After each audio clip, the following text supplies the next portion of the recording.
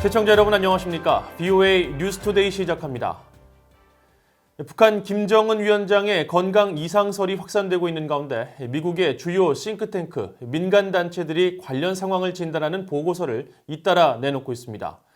북한의 폐쇄적인 특성 때문에 그의 정확한 건강 상태 파악은 쉽지 않다면서도 핵과 북한의 취약성 때문에 급변 사태에 대비한 주변국들이 공조를 강화해야 한다는 지적이 나오고 있습니다. 첫 소식 김영권 기자가 보도합니다. 워싱턴의 민간단체 우드로 벨슨 센터는 24일 북한이 김정은의 사망을 어떻게 다룰지는 역사가 말한다는 제목의 보고서에서 현재 상황을 김정일 전 국방위원장이 뇌졸중으로 혼수 상태에 빠졌던 2008년과 비교해 설명했습니다. 이 단체의 진리 국장은 2008년 당시엔 북한의 빈곤과 핵무장, 불투명한 후계 구도로 불확실성에 대한 의문이 커졌다면 지금은 더 고도화된 핵무기, 국제사회의 제재로 더 취약해진 경제 때문에 불확실성도 더 커진 상황이라고 진단했습니다. 헤리티지 재단은 김 위원장의 사망설이 과장됐을 수 있지만 전례를 볼 때 일축할 수도 없다면서 후계자 승계 갈등이 촉발할 수 있는 극도의 불안정한 상황에 대비해 미한일 삼국 공조를 강화해야 한다고 밝혔습니다. 보리스 클링너 선임연구원은 특히 세 나라가 정보 수집 전략을 재검토해 추가 자산이 필요한지 점검하고 한국과 일본은 분열을 초래하는 과거사 극복을, 미국은 동맹국에 대한 과도한 방위비 분담금 증액 요구를 포기하고 협력해야 한다고 권고했습니다. 민주주의 수호재단은 김 위원장이 중퇴란 보도가 사실이라면 한반도가 급진적인 변화의 끝에 서 있는 상황일 수 있다며 하지만 사실이 아니더라도 미한 동맹은 대비태세에 대해 경각심을 일깨우는 계기로 삼아야 한다고 밝혔습니다. 영국의 국제문제연구소 미국 사무소는 김정은의 상태가 어찌됐든 모든 가능성에 대비해야 한다며 미중 간의 협력도 강화해야 한다고 권고했습니다. 미국 하버드대학 벨퍼 센터는 북한 후계 구도에 대한 중국 공산당의 영향력을 주목해야 한다고 밝혔습니다. The larger piece is the role that the Communist Party of China would play. The sustainability of a new leadership in North Korea is directly tied to the political and economic lifeline that the party-to-party relationship provides. 김정은 위원장의 건강 이상설에 대해선 대체로 좀 더 신중한 접근이 필요하다는 지적이 나옵니다. It can take quite a while for a rumor to be confirmed or disproved, but if we've learned anything over time, it's not to jump to conclusions. Wait for some evidence. 미국 내 전문가 단체들은 김정은 위원장의 신변 이상은 북한의 핵무기와 취약성 때문에 한반도와 동북아의 불확실한 위기를 동반한다고 진단하고 있습니다. 따라서 미한일 삼국 동맹의 준비태세 강화와 북한의 급변 사태에 대비한 중국과의 조율을 권고했습니다. BOA 뉴스 김영권입니다. 유엔 군축연구소는 북한이 지난 몇 년 동안 여러 차례 시험을 통해 핵무기 역량을 확장했다면서 현재의 방어적 핵사용 기조가 아니라 보다 대담하게 핵을 사용할 수 있다고 분석했습니다. 유엔 산하 군축연구소는 최근 발표한 사용 경로 차단을 통한 핵위험 감소 보고서를 통해 북한은 지난 몇 년간 빠른 발전 속도와 정교함을 갖춘 여러 차례의 미사일 시험 발사를 해왔다면서 북한이 이처럼 핵 역량을 확장하고 다변화에 개량한다면 김정은 위원장은 결국 미국과 관계없이 현재 방어적 핵사용 기조를 포기하고 보다 대담해질 가능성이 있다고 분석했습니다. 보고서는 이어 동북아 영내 국가들이 투명한 구조 속에서 대화를 지속하고 정보를 공유하면서 실현 가능하고 즉각적이며 중단기적인 핵위험 감소 선언을 위한 국제적 지원을 도모해야 한다고 제안했습니다. 북한 주민들의 자유와 인권을 촉구하기 위한 북한 자유주간 행사가 이번 주 열렸습니다. 올해 17회를 맞는 북한 자유주간에서는 신종 코로나 바이러스 사태와 김정은 위원장의 건강 이상설 문제 등 북한의 불확실성 속에 북한 인권 개선을 위한 행사들이 이어집니다. 김영교 기자가 보도합니다. 미국의 대북 인권단체인 북한자유연합이 한국의 탈북민들과 공동으로 주최하는 북한 자유주간 행사가 지난 26일부터 열렸습니다.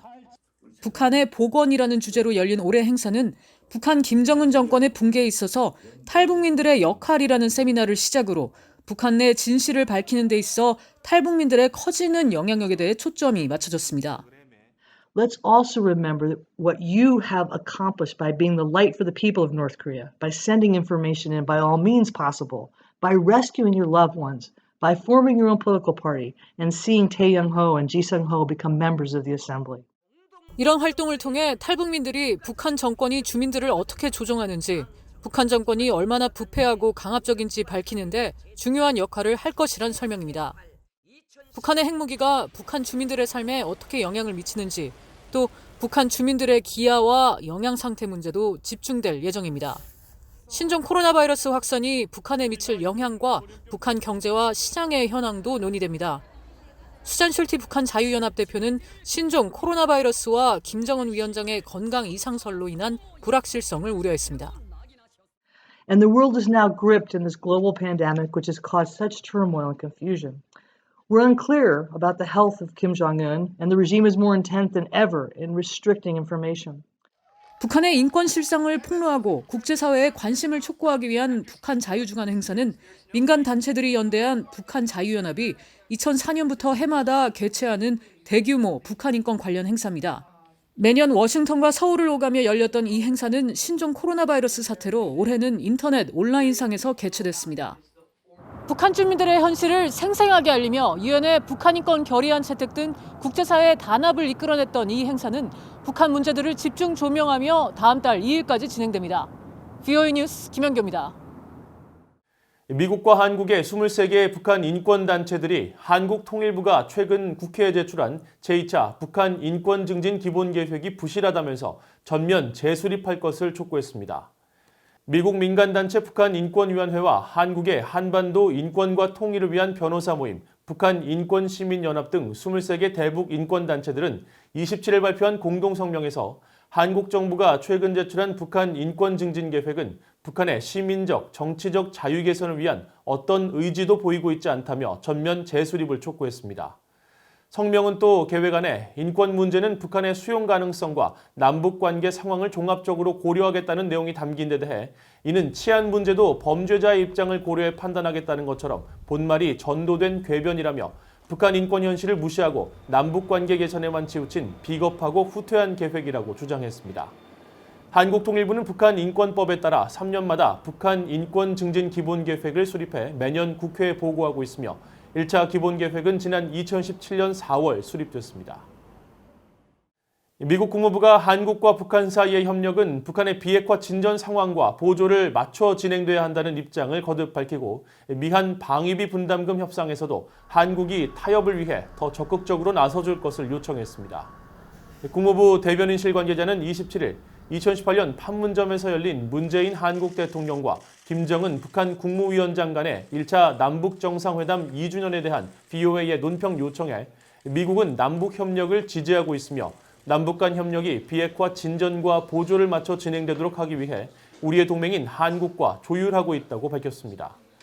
국무부는 또 미한 방위비 분담금 협상이 장기화되면서 무급휴직 중인 주한미군 내 한국인 근로자들의 임금을 한국 정부가 선지급하기로 하고 미국 측에 통보했다는 보도와 관련해서는 외교적 채널을 통해 전달된 한국의 제안에 대해 공개적으로 논평하지 않는 것이 정책 방침이라고 밝혔습니다.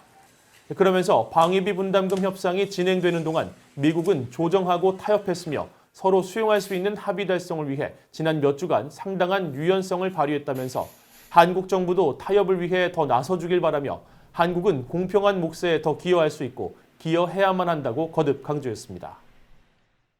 이상으로 VOA 뉴스투데이를 마칩니다. 시청해주신 여러분 고맙습니다.